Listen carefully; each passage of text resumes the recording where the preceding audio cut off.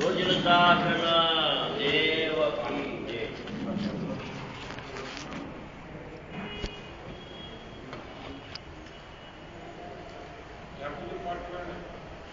સ્વામી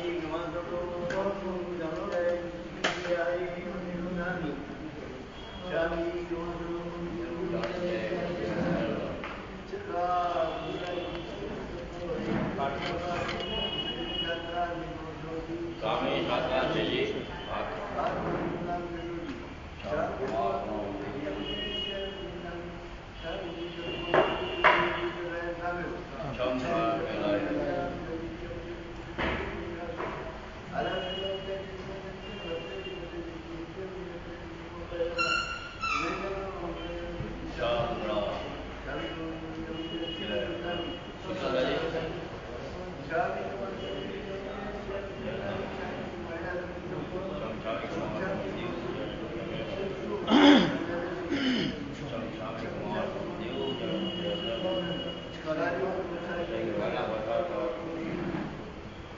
નમો અરિહંતાણં નમો સિદ્ધાણં નમો આયર્યાણં નમો ઉવજ્જાયાણં નમો લોય સબ્બસાહૂણં એસો પંચનમુક્તારો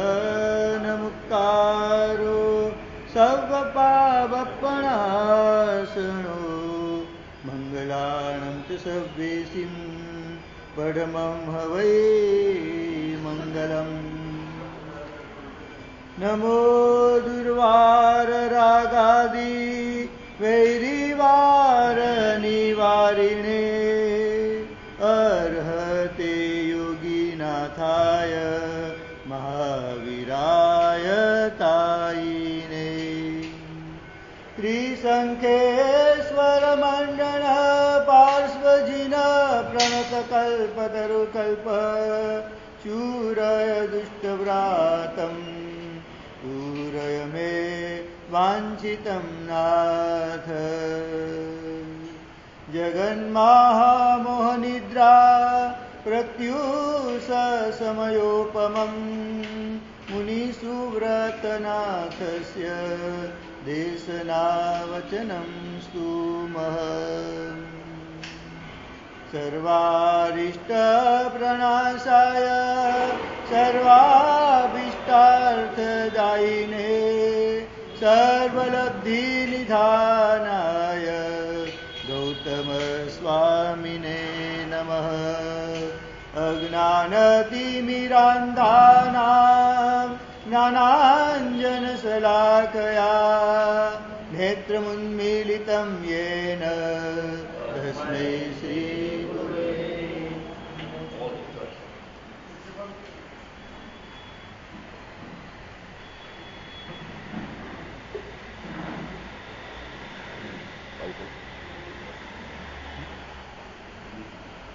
ઓમ હ્રીમ ઓમ નમો અરિહંતાણં ઓમ હ્રીમ ઓમ નમો સિદ્ધાણં ઓમ હ્રીમ ઓમ નમો આયર્યાણં ઓમ હ્રીમ ઓમ નમો વજ્જાયાણં ઓમ હ્રીમ ઓમ નમો લોય સબ્બસાહૂણં એસો પંચનમુક્તારો સર્વપાવપણાસનો મંગલાણં ચ સવ્યેસિં પરમં હવૈ મંગલમ. ઓમ હ્રીમ ઓમ નમો અરિહંતાણં ઓમ હ્રીમ ઓમ નમો સિદ્ધાણં ઓમ હ્રીમ ઓમ નમો આયર્યાણં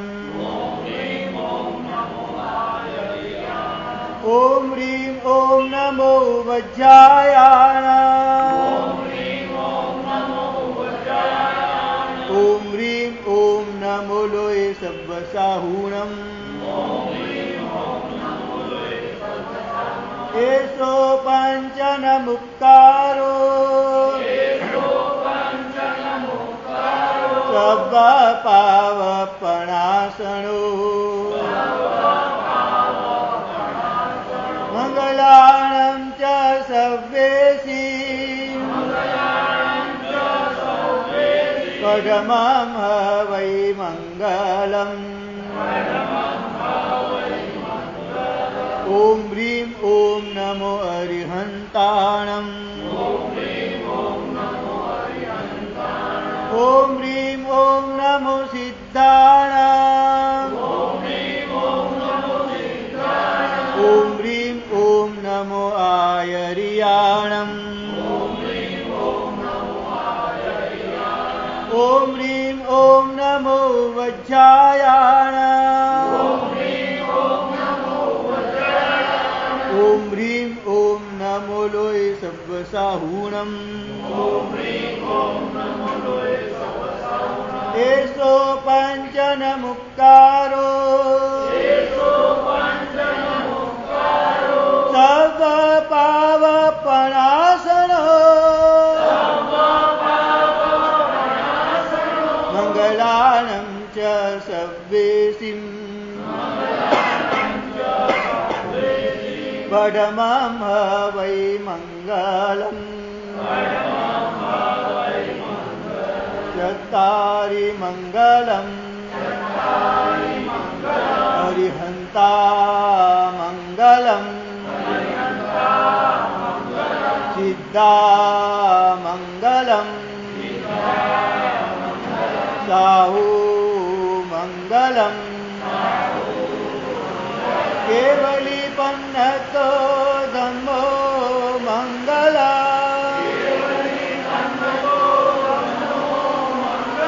ચત્તારી લુગુત્તમા હરિહંતા લુગુત્તમા સિદ્ધા લુગુત્તમા સાહુ લુગુત્તમા કેવલી પન્નતો ધમ્મો લુગુત્તમો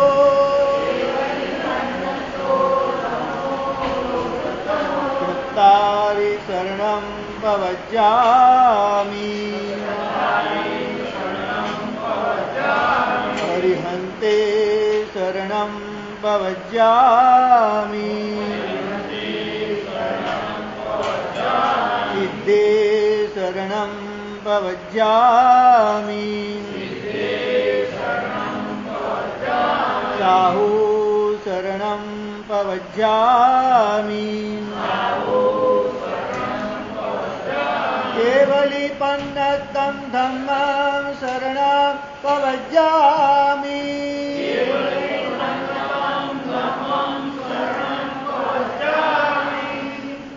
કલિકાળ સ્વરૂપ ભગવાન હેમચંદ્રાચાર્ય રચિત યોગશાસ્ત્રમાં આપણે ત્રીજો શ્લોક કાલે જોઈ રહ્યા હતા.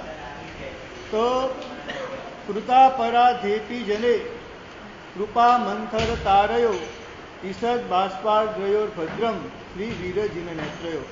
જેમને અપરાધ કર્યો છે એવા વ્યક્તિની ઉપર, સંગમ, ગોવાળિયા વગેરેની ઉપર પણ પરમાત્મા એકદમ કૃપા મંથર તારયો, જેમના કૃપાના કારણે જેમની પીકી નમી ગઈ છે અને કરુણાના બે આંસુ જેમના આંખમાં આવી રહ્યા છે એવા પરમાત્માની આંખનું કલ્યાણ થાઓ, એવી આંખને, એવી પરમાત્માની આંતરિક દશાને નમસ્કાર થાઓ, એવી ભાવના આમાં રહેલી છે. આપણે પરમાત્માની સાધનાનું વર્ણન જોતા હતા. પરમાત્મા વિહાર કરીને કોઈ જગ્યાએ પહોંચે છે અને ધર્મશાળામાં એમણે પોતાનું ધ્યાન શરૂ કર્યું અને આજુબાજુ ધર્મશાળા હોય એટલે આજુબાજુમાં ઘણા બધા લોકો સંસારની ઘણી બધી પ્રકારની વાતો કરતા હોય. એ રીતે પરમાત્મા ત્યાં મજાનું સૂત્ર આવે છે, નિશી ભાવમ પહાય છે જાતિ. પરમાત્મા એ લોકોની વાતોમાં મિક્સઅપ થતા નથી, એકદમ અંદર ઇન્વોલ્વ થતા નથી, પણ એ બધાથી અળગા થઈ પોતાના શરીર પ્રત્યે પણ અલગાવ ભાવ કરી અને પરમાત્મા જે છે ધ્યાન કરી રહ્યા છે. મિશી ભાવમ પહાય તે જાતિ, એટલે કે મિશ્ર ભાવને ત્યાગ કરીને પરમાત્મા પોતાની આંતરદશામાં પોતાના ઉપયોગ ઉપર ઉપયોગ રાખી રહ્યા છે. ધ્યાન પરમાત્માનું ધ્યાન એટલે શું? ઉપયોગ ઉપર ઉપયોગનું ધ્યાન એ પરમાત્માનું ધ્યાન છે. પરમાત્મા પોતાના ઉપયોગ ઉપર સતત ધ્યાન રાખી રહ્યા છે. એક મનનો જે બાહ્ય ઉપયોગ જે છે એના દ્વારા આંતર રહેલી જે ઉપયોગ, જે આત્માની જે ગુણ જે છે, મુખ્ય ગુણ જ્ઞાનાત્મક, એ જ્ઞાન શક્તિ ઉપર પરમાત્મા ધ્યાન રાખી રહ્યા છે. અને અંદરથી જે કંઈ રાગના સંવેદનો, દ્વેષના સંવેદનો જે કંઈ ઉઠી રહ્યું છે એને માત્ર પરમાત્મા જોઈ રહ્યા છે. પરમાત્માની જોવાની માત્ર સાધના છે પરમાત્માની. અને ત્યાં આચરણમાં વારંવાર લખ્યું છે કિમ ઉવાહી અથી પાસગસ્સ નથી દિબેમી. આ વારંવાર જો જે કંઈ દ્રષ્ટા જે છે, જે કંઈ વ્યક્તિ દ્રષ્ટા ભાવની સાધના કરી રહ્યો છે, સાક્ષી ભાવની સાધના કરી રહ્યો છે, એને કોઈ જાતની ઉપાધિ એટલે કે કર્મનું બંધન થાય છે તો ત્યાં નથી દિબેમી, એને કોઈ કર્મનું બંધન થતું નથી. આ વારંવાર આ સૂત્ર વારંવાર આવે છે કે પરમાત્મા પાસક છે. પરમાત્મા ત્યાં બધા એટલા મજાના સૂત્રો બતાવે છે. ઉદ્ધમ પેહી, ઓહો પેહી. પરમાત્મા ઉર્ધ્વલોકને જોઈ રહ્યા છે, અધોલોકને જોઈ રહ્યા છે. અને બીજું, પરમાત્મા અધોલોકને નીચે પગમાં જે કંઈ પ્રક્રિયા થઈ રહી છે, જે કંઈ સંવેદના થઈ રહી છે, એ સંવેદનાને રાગ અને દ્વેષ વગર જોઈ રહ્યા છે. મસ્તક ઉપર સંવેદના થઈ જઈ રહી છે, કોઈ કીડી ચડી રહી છે, અને જે કંઈ ગલગલિયા થઈ રહ્યા છે, કોઈ ઉપસર્ગ થઈ રહ્યા છે, બધાને પરમાત્મા માત્ર જોઈ રહ્યા છે રાગ અને દ્વેષ વગર. બસ આ મારું નથી, અનંતમ, આ મારું નથી, આ શરીર ઉપર પ્રક્રિયા થઈ રહી છે. મારો તો સ્વભાવ, ઉપયોગ જે છે એ મારો સ્વભાવ છે. નાણમ ચ દંશનમ ચ ચરિતમ ચ તોતઃ વિરિયમ ઓગય એમ જીસ લક્ષણમ. આ ગાથા જે છે એ બહુ મહત્વની ગાથા છે. જ્ઞાન, દર્શન, ચારિત્ર, તપ, વીર્ય, ઉપયોગ, આ મારા એમ જીસ લક્ષણમ, આ જીવનું લક્ષણ જે છે એ લક્ષણ ઉપર પરમાત્મા સતત ધ્યાન કરી રહ્યા છે. જ્ઞાન માત્ર જાણવું, માત્ર જોવું, એ મારું પોતાનું સ્વરૂપ છે જે એ સ્વરૂપની અંદર પરમાત્મા સતત રહ્યા છે. ઉપયોગ એમનો સ્વરૂપમાં રહેલો છે. એટલે બાહ્ય કંઈ જે થઈ રહ્યું છે એની પર પરમાત્માનું ધ્યાન જતું નથી. આપણી અપેક્ષા કહી કે પરમાત્માએ સહન કર્યું, પણ ત્યાં સહન કરવાની પણ અપેક્ષા જોવા જઈએ તો વાત નથી ત્યાં કરી. પરમાત્મા એને પણ માની રહ્યા છે, એને જોઈ રહ્યા છે, એને સહન કરવાની વાત પણ નથી.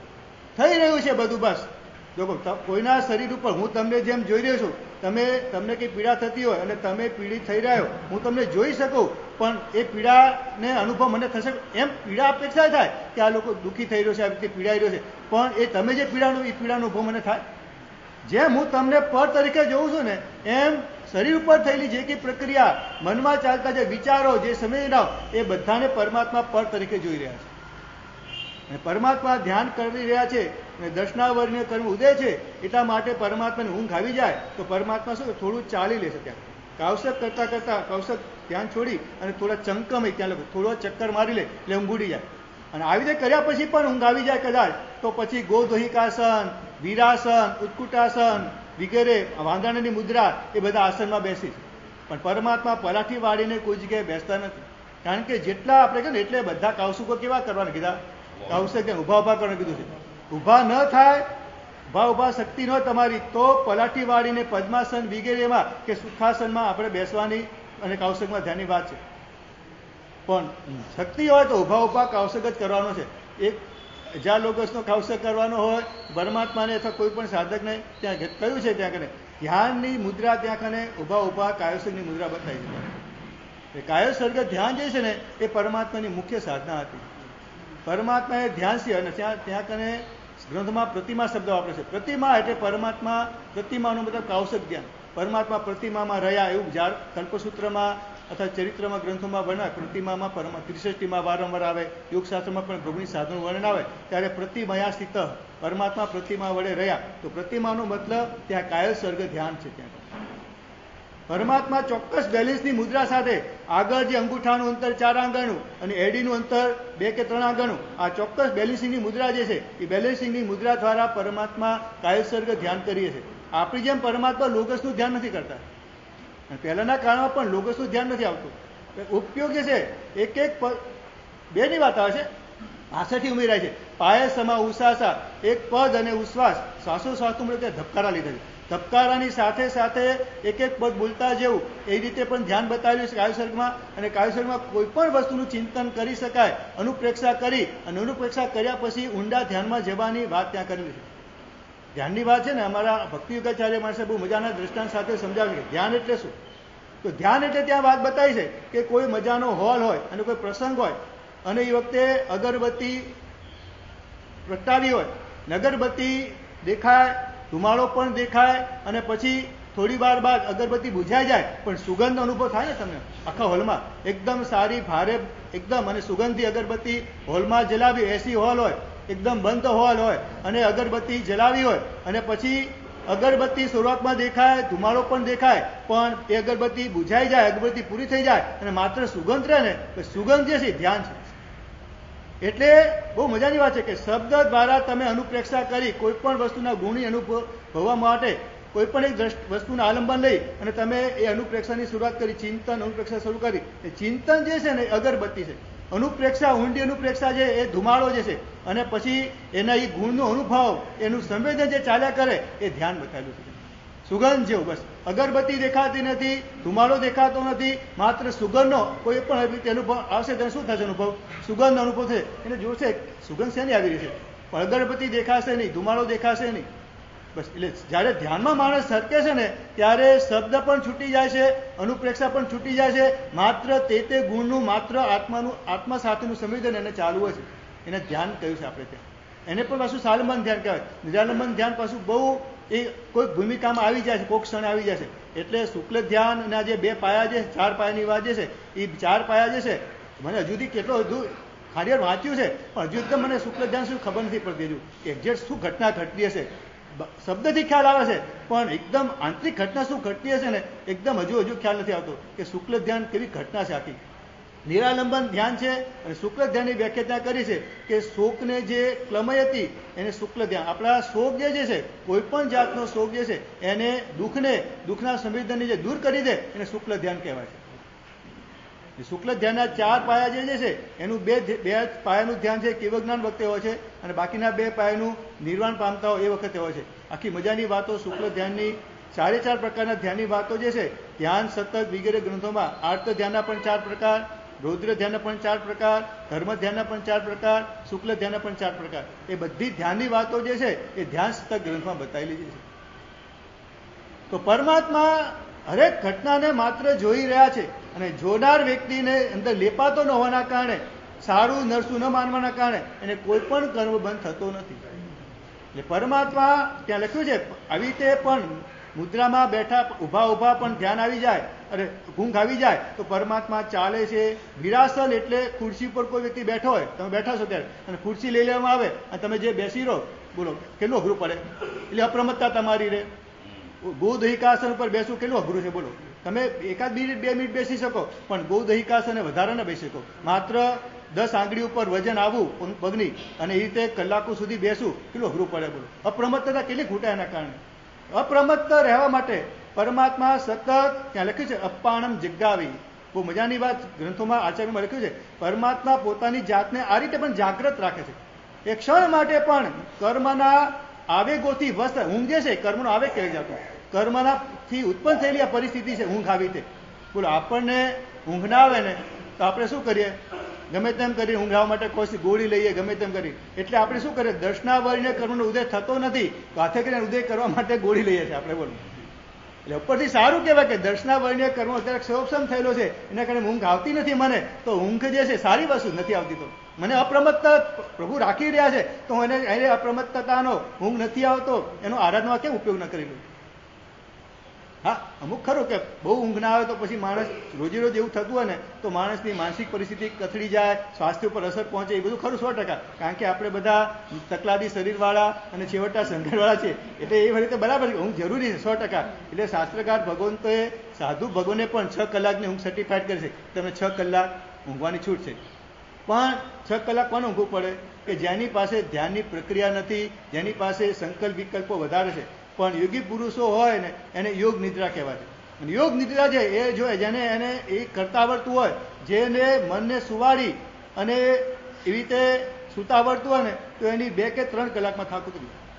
અમારા ઘણા બનતું હશે કે રાત્રે કોઈ વ્યક્તિ આવ્યો હોય અને બહુ સારી ધ્યાનની અને સારી અનુપ્રેક્ષાની બધી વાતો થઈ હોય અને અંદર એટલો બધો આનંદ હોય અને પછી 11 વાગી જાય, કદાચ બની શકે કોઈ વાર, અને 11 વાગ્યા પછી સૂતા હોઈએ, પણ એ શુભ ભાવોના કારણે, એ મનની શાંતિના કારણે, મનની પ્રસન્નતાના કારણે એવું બનતું હશે કે સવારે પાછી 3 વાગે તો એકદમ ફ્રેશ થઈ ગયા હોય. આવું બનતું હશે. અમે પણ જોજો એકદમ પ્રસન્ન ભાવે, એટલે આપણે ઊંઘવાની વિધિ બધું આવશે આગળ યોગશાસ્ત્રમાં બતાવીશું. આપણે ઊંઘવાની પણ વિધિ બતાવી છે. ધર્મ ચિંતયા સ્વપ્નમ, ધર્મનું ચિંતન કરતા કરતા, આત્માનું ચિંતન કરતા કરતા અને બધું જ ઉછેરાવીને પછી એટલે દુકાન પણ ઉછેરા દે, ઓફિસ પણ ઉછેરી દેવાની, એટલે ઓફિસની ચિંતા પણ રાત્રે ના આવે તમને. ધંધાની, શેર બજાર બધાને ઉછેરાઈ દેવાનું છે.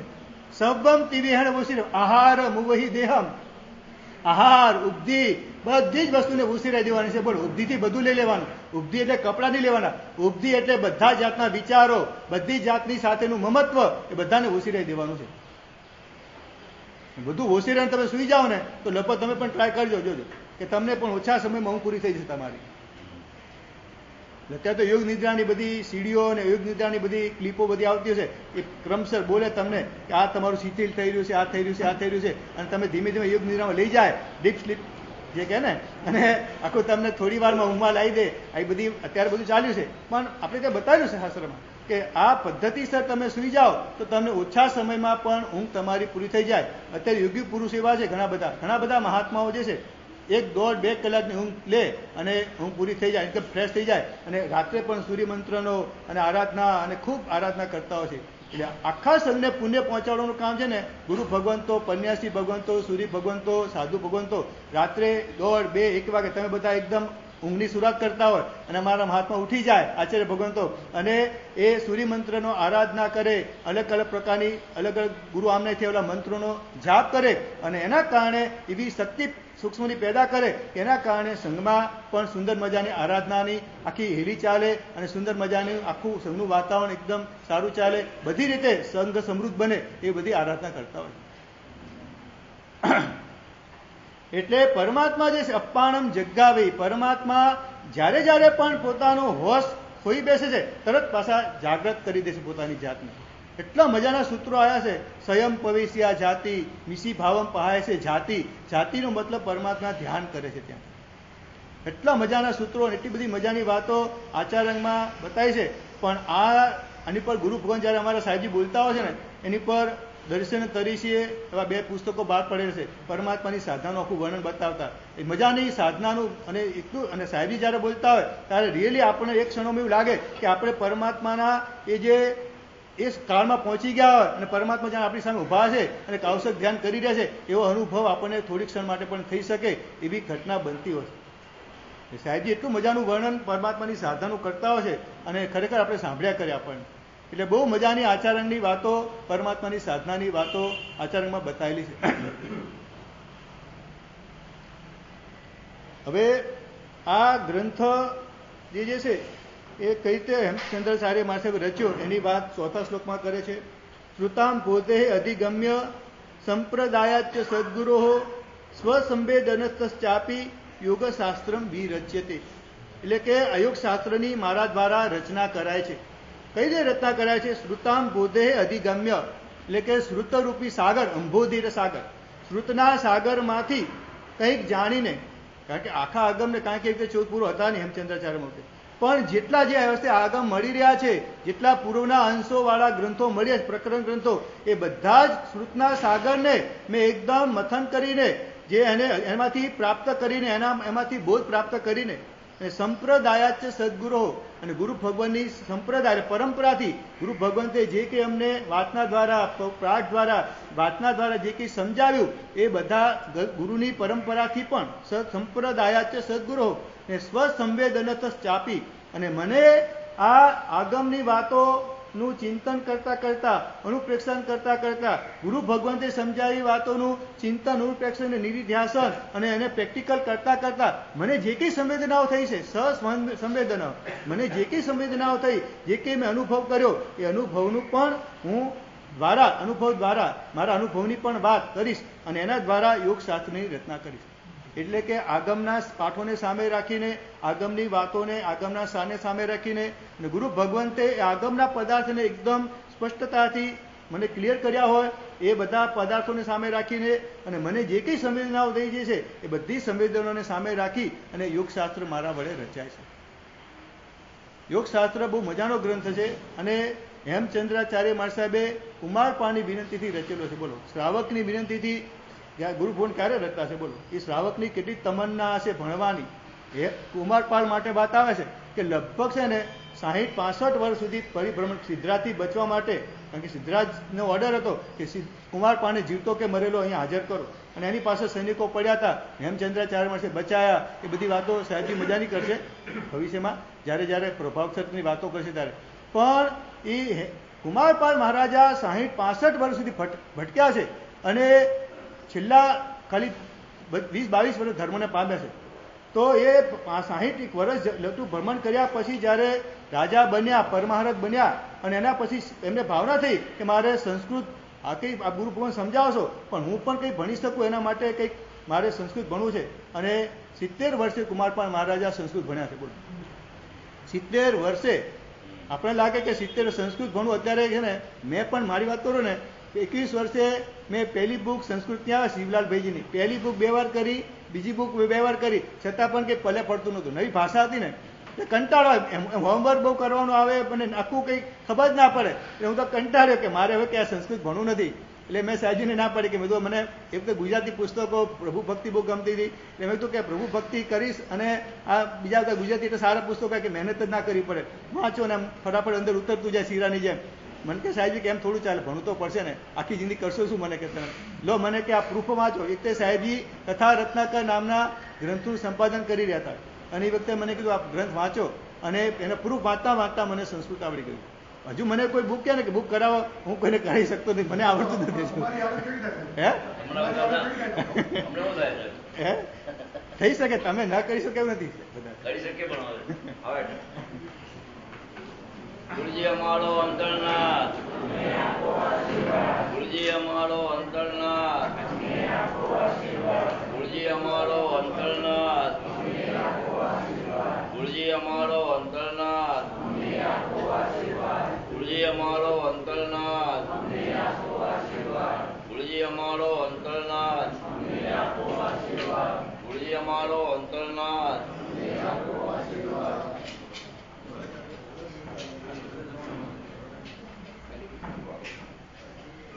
બોલો જીનો શાસન દેવ કી જય. બોલો સ્વામી મંદુ જય.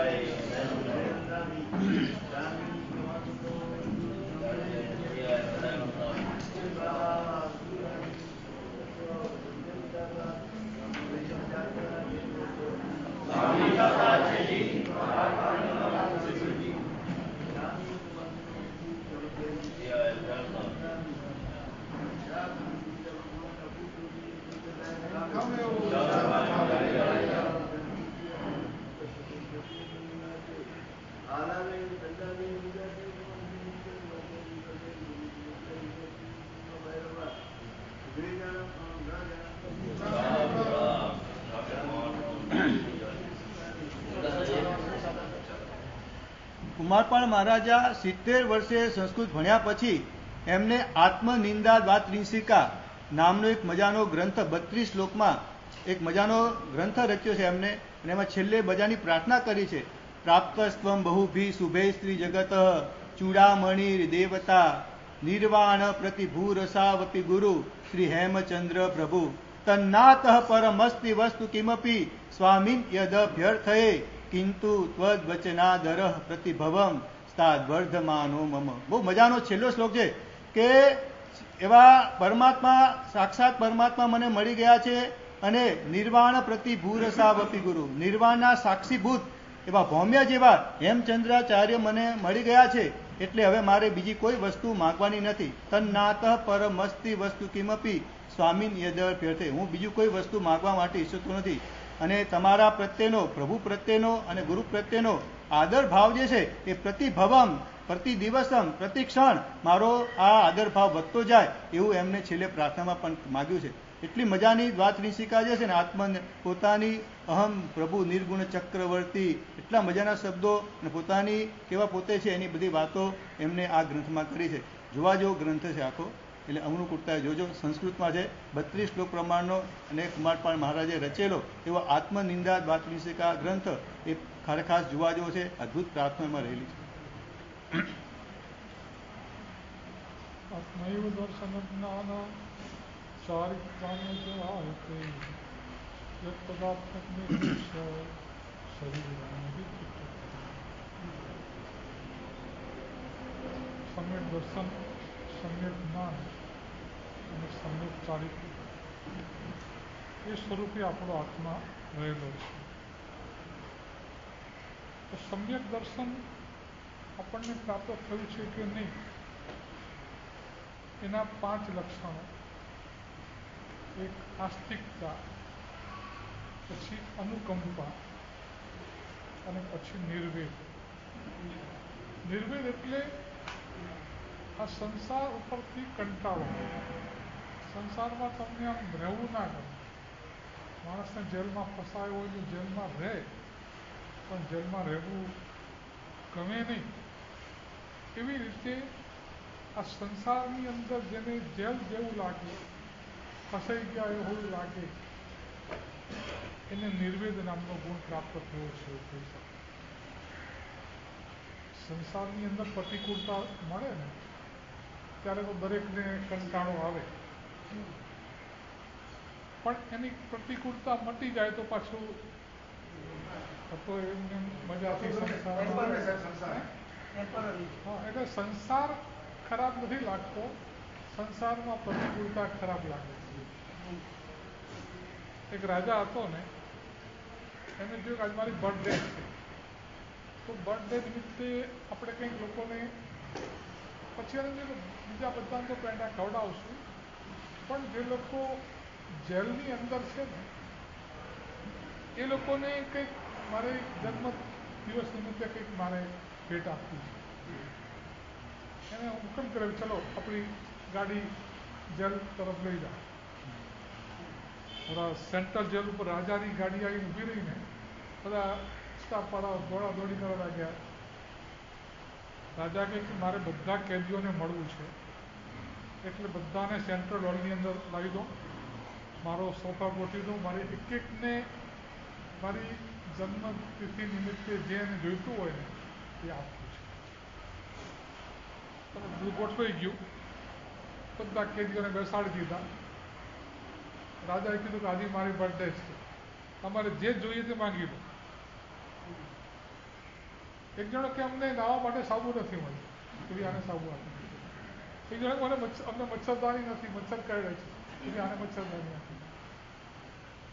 એક જણો કે મને આ હજામત કરવાનું રેઝર નથી, તો કાને રેઝર આપી દો. એમ જેને જે માંગ્યું.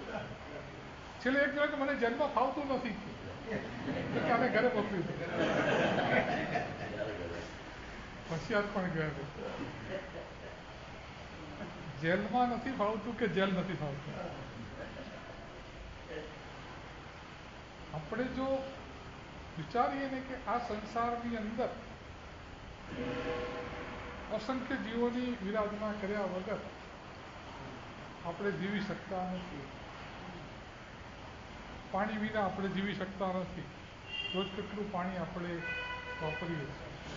એના ટીપે ટીપે અસંખ્ય જીવો, ઇલેક્ટ્રિક, લાઇટ, અગ્નિ, આના વગર પણ એમાં પણ અસંખ્ય જીવોની વિરાધના. વવકાયમાં પણ અસંખ્ય જીવોની વિરાધના, વનસ્પતિ કાયમાં પણ વિરાધના, અને એ સિવાય કેટલાય સરસ જીવો આપણી અસાવધાનીના કારણે, અજૈનાના કારણે મળતા હશે. એટલે આ બધા જીવોને માર્યા વિના આપણે જીવી શકતા નથી. એટલા માટે પણ આ સંસારમાં રહેવા જોઈએ. બધા જીવોને અભયદાન આપવું હોય તો ક્યારે આપી શકાય? તમે કરેલ બંધે માગો ને, હિચકારી ભગવાન સહાય કરી, સામાયિક ગંધક પિક્ચરાઓ જીવ.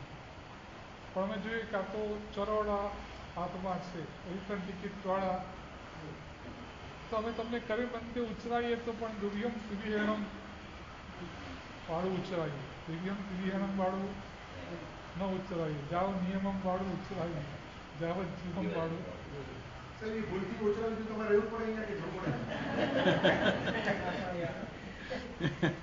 શાસ્ત્રમાં કહ્યું છે કે ઉગિત પ્રમાણમ ન પ્રમાણમ મંજણ ચલણ. તમે એકાશાનું પચખાણ માગીને અમે ભૂલથી આંબેલનું આપી દીધું. તમે એકાશાનું ધાર્યું હોય તો તમારે એકાશાનું છે. તમારો ઉપયોગ શું છે એ મહત્વનું છે. કોઈ શબ્દનો ઉચ્ચાર મારા સાહેબની ભૂલથી કંઈ થઈ જાય એ બહુ મોટી વસ્તુ નથી. તો તમે સંસારમાં છો, બે ઘડી માટે સામાયિક લેવા આવ્યા છો. તમારું આગળ પાછળ બધું આરંભ સમારંભ તો તે બધા સામાયિકમાં બેઠા છો, પણ તે બેસવા માટે તમારી માટે ચા ઉકળતી હશે, રાબડી કરતી હશે, અને એ બધી પાછી તમે બેસતું કરવા બેસશો એટલે એનો ઉપયોગ કરશો ને. જે વસ્તુ તમે સામાયિક કરતા હતા ત્યારે તમારા માટે આરંભ સમારંભ થતો હોય એ વસ્તુ સાધુને માટે કલ્પે નહીં, પણ તમે તમારા માટે દુર્યમ ત્રિવેણમ છે એટલે એની અનુમોદનાનું તમને કોઈ પચખાણ તમારું છે. તમારે જાતે કરવું નહીં, જાતે કરાવવું નહીં, આ રીતે તમારું પચખાણ છે દુર્યમ. તો સંસારની અંદર રહેવાનું આપણને જો એમ લાગે કે ખરેખર આપણે આ સંસારમાંથી કેટલી બધી આદિ વ્યાધિ ઉપાધિ વચ્ચે રહીએ છીએ. થોડા વર્ષ પહેલાં મુંબઈની તરાની ટ્રેન બધા કેવી રીતે લટકતા હોય તમને બધી ખબર જ છે. એમાં એક માણસ લટકતો માણસ પડ્યો ચાલુ ટ્રેન નીચે. બીજા લટકતા વાળાએ કહ્યું કે એક માણસ પડ્યો. ગાડી તો ચાલુ જ હોય, પણ કેટલાક વિદ્યાર્થીઓ હતા, છોકરાઓ, એને ખ્યાલ આવ્યો કે આપણા યોગેશ સર છે એ બહાર લટકતા હતા, તો એ તો નથી પડી ગયા. બૂમ પાડી, યોગેશ સર, યોગેશ સર. જવાબ નહીં મળેલો, યોગેશ સર જ પડી ગયા લાગે છે. આગળના સ્ટેશને ગાડી ઉભી રહી, છોકરાઓ ઉતર્યા નીચે, પાટે પાટે પાછળ ગયા તો પેલા બેહોશ પડેલા લોહી લુહાણ એને હોસ્પિટલમાં એડમિટ કર્યા. મહિનો દોઢ મહિનો કોમાની અંદર રહ્યા. એક દિવસ ડૉક્ટરે કીધું કે ભાઈ હવે આ મરી ગયા છે, એક્સપાયર. અને બધા સ્મશાનમાં લઈ ગયા. ઇલેક્ટ્રિક સ્મશાનમાં કંઈક પ્રોબ્લેમ હતો, જે લાકડાવાળું જે હતું ત્યાં લઈ ગયા. બધું ઘી બી લગાડ્યું, અગ્નિ સેજ પ્રગટ્યો, શરીરમાં ગરમી આવીને પેલા ભાઈ બેઠા થયા. બધા લોકો તો ભૂત ભૂત સમજીને એ ભાઈ ઉભા થઈને ઘરે ગયા અને સ્વસ્થ થઈ ગયા. પછી એને થયું કે મને આ જે જીવન મળ્યું છે બોનસમાં છે, બાકી તો છેલ્લે જઈને સ્મશાનમાં જઈને પાછો આવ્યો છું. નક્કી કર્યું કે હવે દીક્ષા લેવી છે. એના માટે જે અભ્યાસ બીજો કરવો હોય જે અત્યારે મહેસાણા પાછળમાં અભ્યાસ કરી રહ્યા છે, અને થોડા ટાઈમ પછી ચકાચક મારા પ્રબોધચંદ્ર સુરીમાન પાસે દીક્ષા લેવાના છે. એટલે જો આપણને આ સમજાઈ જાય કે આ જીવન ક્ષણભંગુર છે, ક્યારે એને કઈ ક્ષણે આપણું શું થશે ને આની કોઈ ખબર પડે એવું નથી. અને આપણે આ સંસારની અંદર આવ્યા પછી આ શરીર અને શરીરની જરૂરિયાતો એની પાછળ આપણી લગભગ જિંદગી પૂરી કરીએ છીએ. અને એમાં ખરેખર આપણી પોતાની આત્માની તો ચિંતા કરવાનો આપણને બહુ જાજો અવસર પણ. એટલે આપણે થોડુંક આત્મનિરીક્ષણ કરીએ કે હું આજે કંઈક કરી રહ્યો છું એ કોના માટે કરી રહ્યો છું. પૈસા કમાવું છું, પૈસા આત્મા માટે કે શરીર? જેટલી જેટલી વસ્તુઓ તમે કરી રહ્યા છો દરેકનું તમે તમારી જાતને પ્રશ્ન કરો કે આમાં મારા આત્માનું શું અને બીજાનું શું, શરીરનું શું, પરિવારનું શું, એના માટે હું કેટલું કરું છું, મારા આત્મા માટે શું? આત્માને ભૂલીને શરીર માટે કરે એ માણસ ડાયો ના થાય. દુનિયામાં 3 પ્રકારના સત્ય હોય છે. એક પ્રાતિભાષિક સત્ય, એક વ્યવહારિક સત્ય અને એક પારમાર્થિક સત્ય. પ્રાતિભાષિક સત્ય એટલે તમને રાતના સપનામાં આવ્યું કે હવે ધારાસભાની ચૂંટણી આવે છે અને શિંદે ફોન કર્યો કે તમારે ઘાટકોપરમાંથી ઉભા રહેવાનું છે અને તમે ખુશ થઈ ગયા અને બધા પેંડા વેચવા માંડ્યા અને સવારે ઉઠ્યા ત્યારે તમને ખબર પડે કે આ તો સપનું હતું, કોઈ એમએલએની કે કઈ વાત. તો આને કહેવાય પ્રાતિભાષિક સત્ય. જે ક્ષણે તમે જોયું એક વાર તો તમને સાચું જ લાગે અને તમે ખુશ પણ. બીજું સત્ય છે વ્યવહારિક સત્ય. વ્યવહારિક રીતે જોવા જાઓ તો તમે જે મકાનમાં રહો છો એ મકાન તમારું છે, તમારા નામ ઉપર છે. તમે કહો કે અમારું ઘર છે, વ્યવહારથી તમે ખોટા નથી. તમે કહો અમારો દીકરો છે તો તમે વ્યવહારથી ખોટા નથી.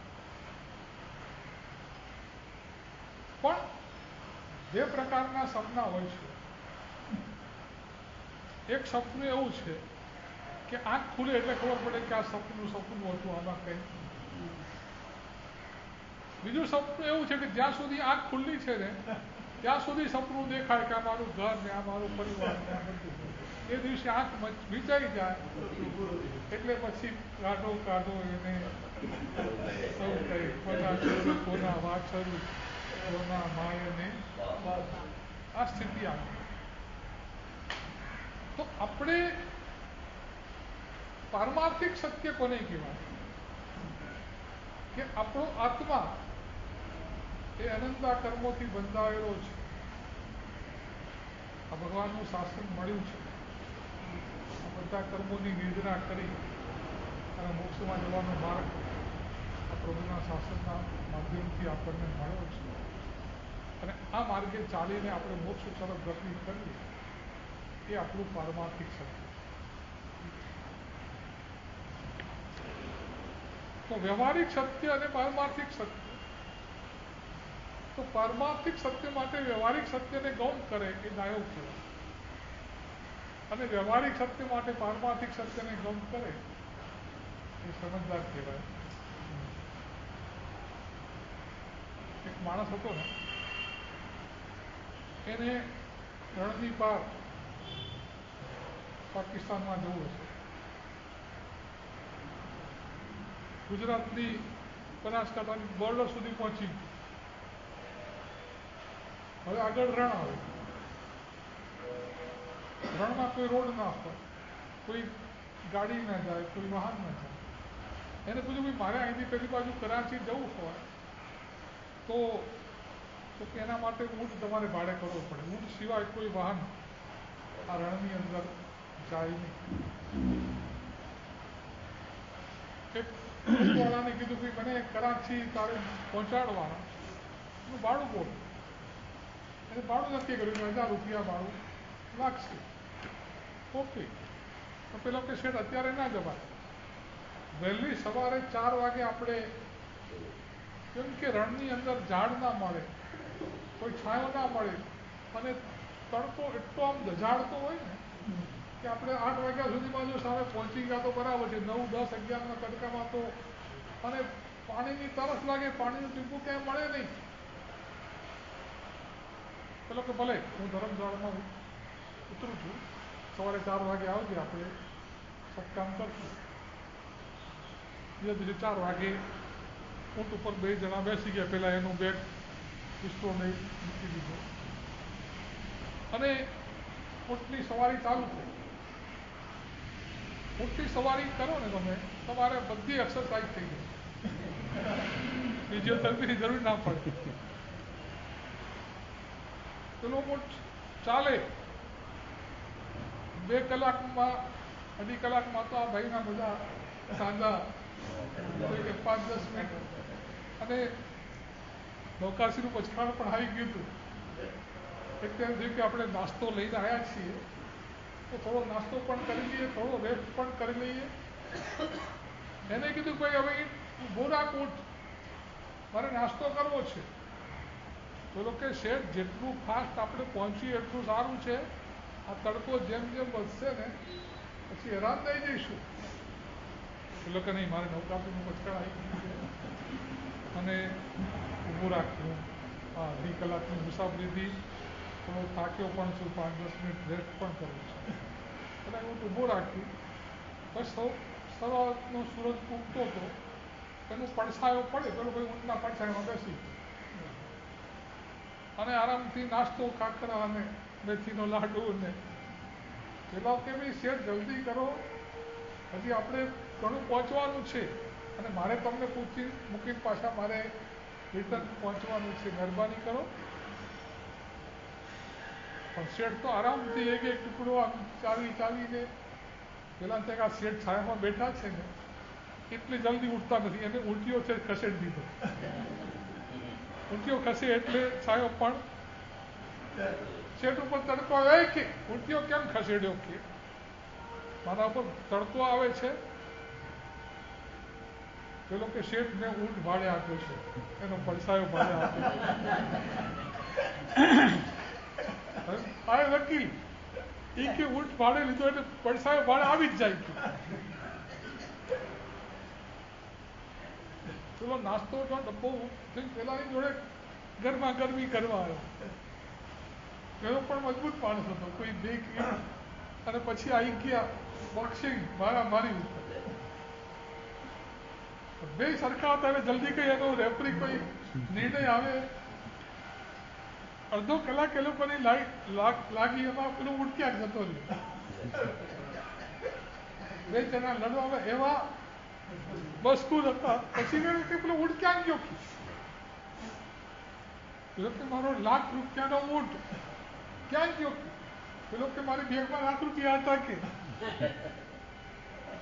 પેલો કે બધું તો ઠીક, પણ આપણે રણની વચ્ચે છીએ, જેના આધારે આપણે એની આપણે ચિંતા ના કરીએ, એના પડછાયા માટે આપણે 2 જણા. એમ ધર્મ છે ને એનો પડછાયો પુણ્ય છે, અને પુણ્યનું પરિણામ આપણને અનુકૂળતા અને સાતા છે. આપણે આ અનુકૂળતા જેવા જે પડછાયા છે ને એના માટે ઝઘડો કરીએ છીએ, પણ જે મુખ્ય ધર્મ ઊંટ છે ને કે આ ઊંટ છે તો તમને પુણ્ય બંધાયું છે, અને પુણ્ય છે તો તમને સાતા અને અનુકૂળતા મળી છે.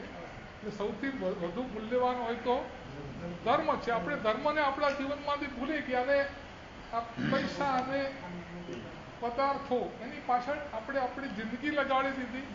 એની પાછળ આપણે રગડા ઝઘડા 18 પાપો સ્થાનક કરવાનું ચાલુ કરી દીધું.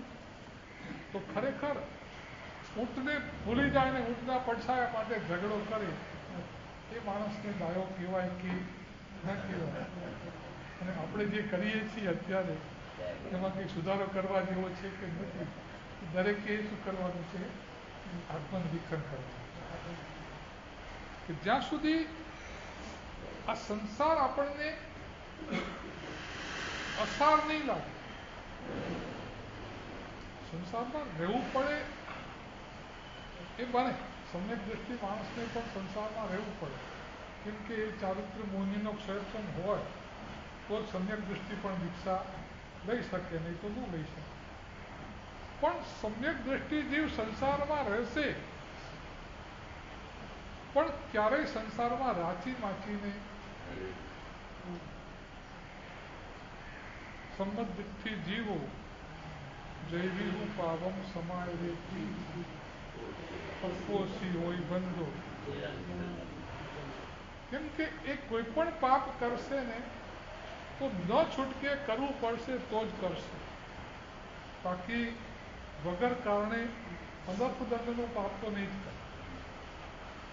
બોલો, આજની તારીખમાં તમે બધા જે અર્થદંડનું પાપ છે, અર્થદંડનું એટલે સ્વજન શરીરને કારણે પાપે પેટ ભરાય તે નવી અનર્થ દંડ છે, એનો પાપ કે તમે પરિવાર લઈને બેઠા છો, પરિવારનું ગુજરાતની જવાબદારી તમારી છે.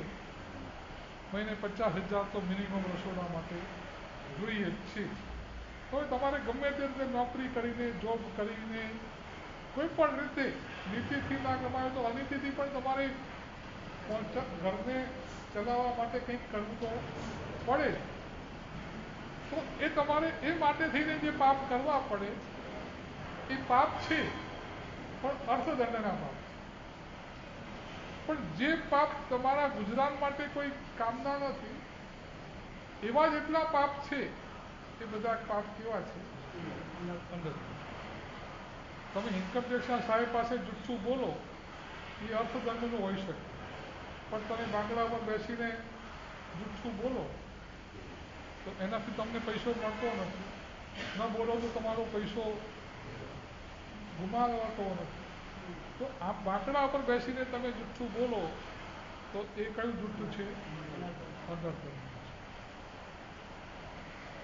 જ્યાં પણ આપણે વગર જરૂરતે જીવ બનાવીએ છીએ, ત્રાસવાદીઓને મારી નાખવા જોઈએ. તમારા કહેવાથી કોઈ ત્રાસવાદીને મારવાના નથી, જે કરતા હશે તે કરશે. પણ તમે આ પ્રકારની ભાષા બોલો, કોઈ જરૂર નથી બોલવાની, અને બોલો તો એનું કોઈ રિઝલ્ટ પણ આવવાનું નથી, અને છતાં તમે આ ભાષા બોલો તો શું થાય? અનર્થદંડનું પાપ. તમે આ વરલી સીલિંગ બનાવી દીધો, એક પેલો બીજો આ બનાવવો જોઈએ, એક આ બ્રિજ બનાવવો જોઈએ, આ બનાવવું જોઈએ, તમારા કહેવાથી કોઈ બનવા નથી. પણ એ બધા આરંભ સમારંભની તમે અનુમોદના કરો. મેટ્રો ચાલુ થાય તો તમને બેસવા મળવાનું જ છે. તમે એના માટે મેટ્રોની અનુમોદના કરવાની કંઈ જરૂર નથી. પણ તમે આમ ખુશ આગા હવે તો આમ જુઓ ને, મુંબઈમાં 2-5 વર્ષમાં તો જુઓ ને, બધે મેટ્રો જ મેટ્રો. પછી કોઈ ટ્રાફિક જામ નહીં થાય, પછી તો આમ નહીં થાય, મજા મજા. પછી તો એ બધી જે મેટ્રો બને છે એમાં જે આરંભ સમારંભ આ તે થાય છે એ બધાની અનુમોદના કરવાથી શું થાય?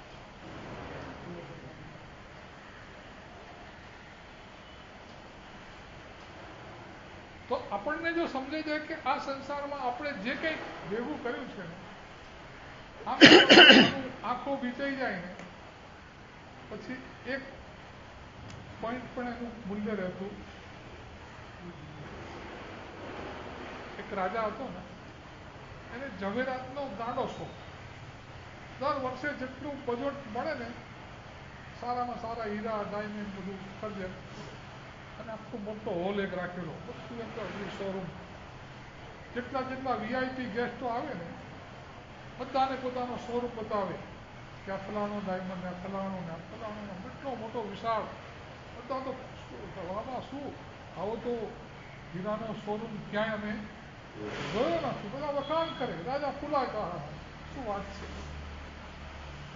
એમાં કોઈ ફકીર આવી ગયો, બોલો રાજા ફકીરને શોરૂમ બતાડવા લઈ ગયો.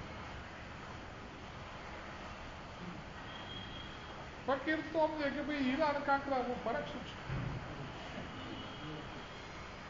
હીરા ખાવા કામ નથી આવતા, કાંકરા ખાવા કામ નથી આવતા.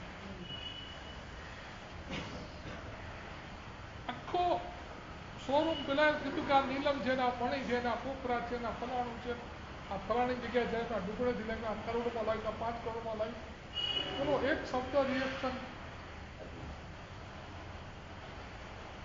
પછી કે તમે તો ઘણી દુનિયા ફર્યા છો, આટલો મારો હીરાનો ખજાનો છે, આનું મૂલ્ય કેટલું તમારા હિસાબે ગણાય? એટલે કે તારે એનું મૂલ્ય આંકવું છે? હા, કે તમે આંકી બતાવો. હું તને એક પ્રશ્ન કરું કે ધાર કે તું રણની અંદર ભૂલો પડ્યો છે અને આમ પાણી વગર તારો પ્રાણ નીકળી જાય એવી સ્થિતિ છે, એ વખતે કોઈ માણસ કહે કે તને અડધો ગ્લાસ પાણી આપું, પણ તારો હીરાનો ખજાનો છે, અડધો ખજાનો તારે મને આપવો પડે, તો તું શું કરે? તો કે પ્રાણ જતા હોય તો ખજાનો આપી દેવો પડે, પછી મરી ગયા પછી શું કરવાનું? હવે તે પાણી પીધું અને પછી પેશાબ થતો નથી ને ભયંકર બળતરા થાય છે. કોઈ વૈદ આવ્યો કે હું તમને પેશાબ કરાવી દઉં, પણ આ અડધો ખજાનો તમારે મને આપવો પડે. અને એવી બળતરા થતી હોય કે તું કે ભાઈ રે અડધો ખજાનો આપ્યો પણ મને, અને પેલો દવા આપે ને પેશાબ થઈ જાય, તો તારા આખા ખજાનાનું મૂલ્ય અડધો ગ્લાસ પાણી ને અડધો ગ્લાસ મૂત્ર.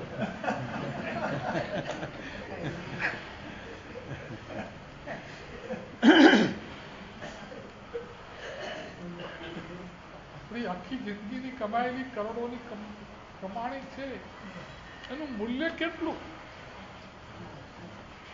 નાનીની દૃષ્ટિએ તો આ બધું પતરા છે, કાંકરા છે, આ પૂતગલો છે.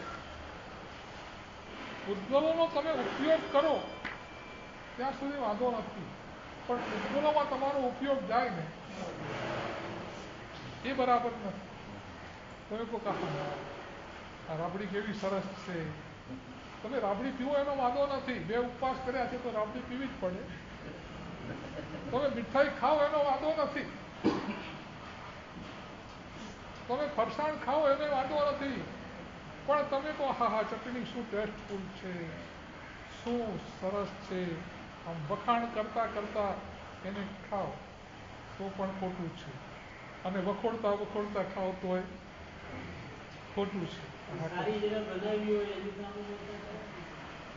અનુભૂત ના કરાય. જેને બેસવાનો લાભ લીધો એની અનુભૂત ના કરાય, અથવા તો રસોઈયાએ સારી રસોઈ બનાવી છે એ પણ અનુભૂત ના કરાય. પણ મને બહુ જ ભાવી છે, શું ટેસ્ટફુલ છે, એ આપણી આ જીભની જે છે ને, આ જીભની ડિમાન્ડના કારણે જે આપણે બધું કરીએ છીએ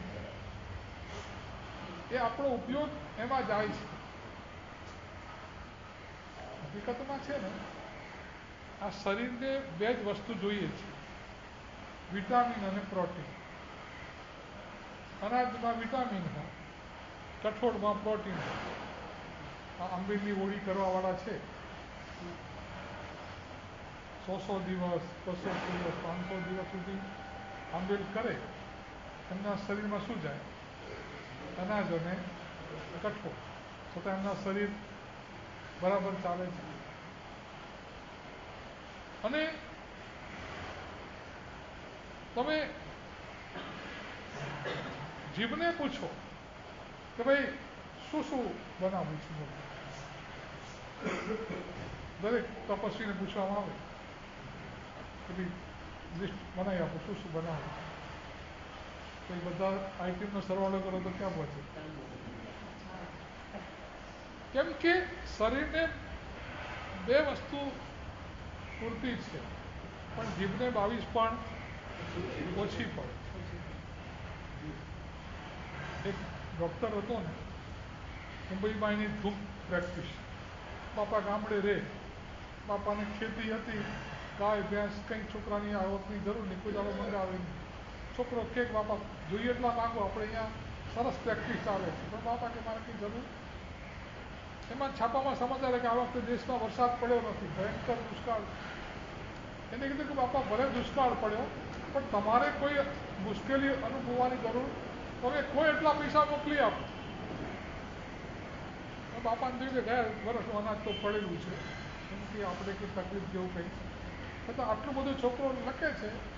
હવે બાપાને તો વાંચતા ટપાલ નથી આવડતું. પેલો પોસ્ટમેન આવે તો પોસ્ટમેને કીધું કે પોસ્ટ લઈ આવ કાર્ડ, લખતા દીકરાને ટપાલ લખ કે 5000 રૂપિયા મોકલી આપ. પેલા પોસ્ટમેને થયું કે આ ડોહો કેવો છે, પેલો કે જેટલા જોઈએ એટલા મંગાવો. રોજની એને 50,000 લાખની પ્રેક્ટિસ છે, અને આ ડોહો 5. એને થયું કે મની વડે તો મારી પાસે આવવાનું છે. એને 1 મિનિટ વધારી દીધું, 50,000 મોકલ. બરાબર, તો ટપાલ મળી કે તરત એના માણસે કીધું જાઓ 50,000નું મની ઓર્ડર કરી દે. મની ઓર્ડર આવ્યું, પહેલાં 45,000 પોસ્ટવાળાએ ખિસ્સામાં મૂકી દીધા, અને કીધું કે તમારા 5,000 રૂપિયા આવ્યા છે, અહીંયા અંગૂઠો પાડો અને 5,000 રૂપિયા પેલા એમ કે મેં 5,000 મંગાયા હતા અને 5,000 રૂપિયા આવ્યા છે. એને તો અંગૂઠો પાડી દીધો, 5,000 રૂપિયા લઈ લીધા. 2-4 દિવસ પછી છોકરાને એ બાજુ આવો ને ચાલો બાપાની ખબર લઈ આવીએ કે બાપા 50,000 રૂપિયા, હા 5,000 મળ્યા, 50 નહીં કે મેં 5 મંગાયા હતા. નહીં કે તમારી ટપાલમાં 50 લખ્યા હતા, મેં એ જ દિવસે 50,000નું નહીં કે મને 5. તો ટપાલ કોની પાસે લખાઈ? પોસ્ટમેન પાસે. તો એને ખ્યાલ આવી ગયો કે આ બધી ગરબડ. ભણેલો માણસ હતો, પોસ્ટ ખાતામાં અરજી કરી કે મેં 50,000નું મની ઓર્ડર કર્યું છે અને પાર્ટીને 5,000 મળ્યા છે. અને પોસ્ટમાં કોઈ સહી કરે તો બીજાની સહી પણ કરવી પડતી હોય. પણ પેલાના મનમાં પાપ હતું એટલે કંઈ ખાતાવાળી તપાસ ચાલી, ખબર પડી ગઈ કે 45,000 અને 45,000 આપવા પડ્યા, નોકરીમાંથી ડિસમિસ કરવામાં આવે. એમ પેલા પટેલને 5,000 જોઈતા હતા, પણ પેલાને 50,000 જોઈતા હતા. તો બીજું એમ આપણા શરીરને 2 જ વસ્તુની જરૂર છે, પણ આ જીભને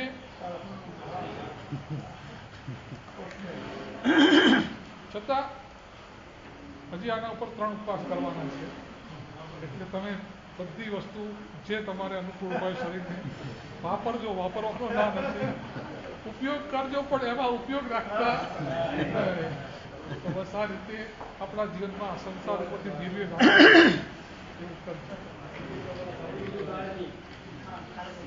શિવમાસ્તુ સર્વ જગત પરહિત નિરતા ભવન્તુ ભૂતગણા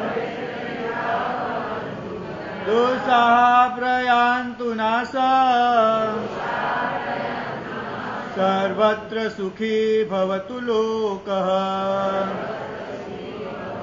વિશ્વમાં રહેલા સર્વ જીવો સુખી થાઓ, સમતા ભાવને પ્રાપ્ત કરો, સમાધિને પ્રાપ્ત કરો, પાપ કર્મથી મુક્ત થાઓ, સકલ સંગનું મંગલ અને કલ્યાણ થાઓ, સિદ્ધિ તપ વગેરે તપશ્ચર્યા સુખ સાતાપૂર્વક પૂર્ણ થાય ભાવના સાથે 12 નોકાર.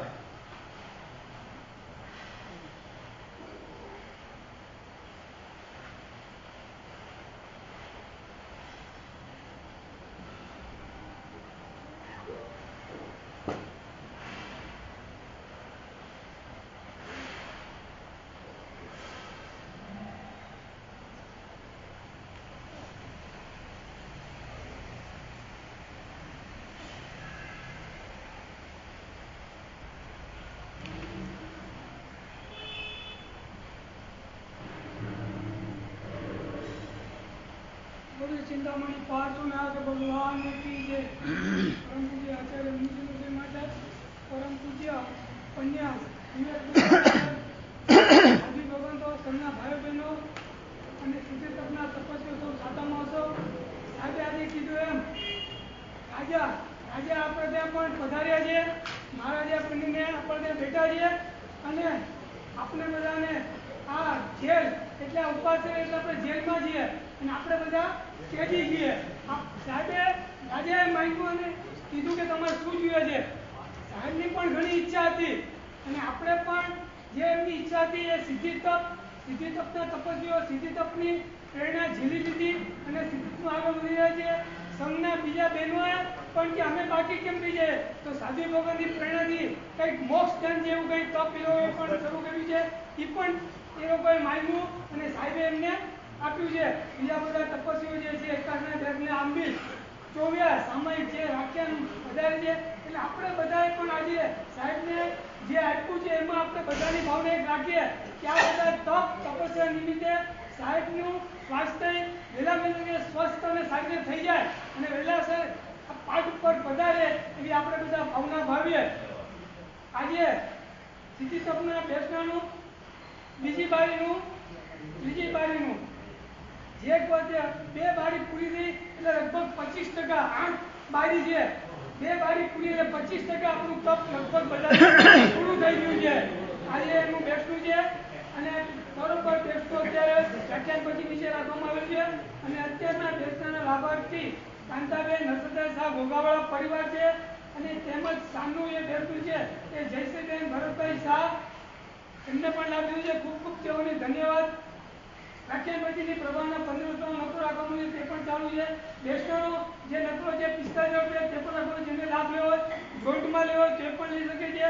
રાત્રિ પ્રવચન ભાઈઓનું પણ ચાલુ છે અને બહેનોની જે પ્રમાણે પ્રાર્થના ચાલી છે સાથી પૂર્ણ ચાલી છે.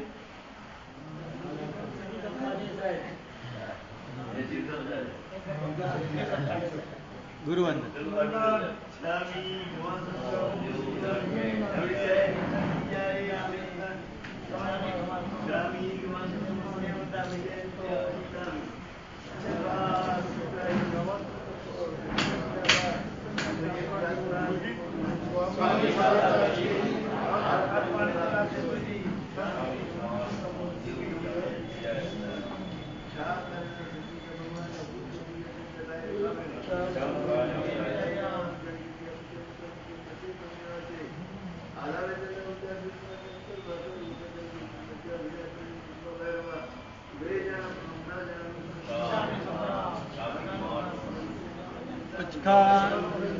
उपवास पानहार सूर्योगे अवनमस्काय दिव्यम पिहार अमसन का पानहार पुरुषी साठ पुरुषी सूर्य के परिमुट मुठी पारे रखे हमने पानसन तणो सिरे नौकार सीधी आमे क्योंकि नौकार सी पुरुषी साठ पुरुषी सूर्य के परिमुट मुठी से बचे जोगियम पर अश्नम पान संपचन कालम विसा मोसा वर्णम आयम विलम विगयो पकन ससागम लेवालम के खीत विगन पड़ चुका मखिन पारिशम गणम एकाश्नम बेश्नम के दिव्यम पिहारम अश्नम खन गुरु ठानेनम पारिशम पानस लेवन अलेन छिन्न पूर्ण सुसित तणो सिरे